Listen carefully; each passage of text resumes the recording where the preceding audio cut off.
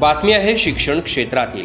कोरोनामुळे गेल्या 2 वर्षांपासून मुलांची परीक्षा ऑनलाईन पद्धतीने होत होती।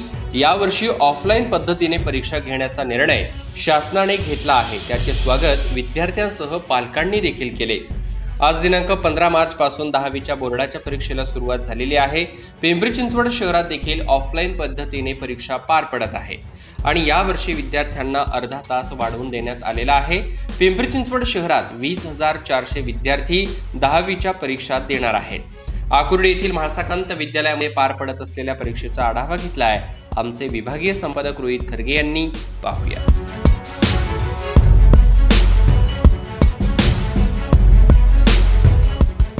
नमस्ते। 2 वर्षाच्या मला वाटतं कालावधीनंतर प्रत्यक्ष मुलं आज ऑफलाईन परीक्षेला सामोरे जात आहेत। कुठलाही तणाव न घेता आपण त्यांची तयारी पूर्ण करून घेतलेली आहे। या केंद्रावर 241 विद्यार्थी आज 100% उपस्थिती यांची आहे आणि हा तणाव येऊ नये म्हणून बोर्डाने मुलांचं कोणत्याही प्रकारचं शैक्षणिक नुकसान होऊ नये जसे अर्धा तास त्यांना वाढीव वेळ लिहिण्यासाठी दिलेला आहे। त्याशिवाय 10 मिनिटं प्रश्नपत्रिका वाचण्यासाठी सुद्धा दिला आहे।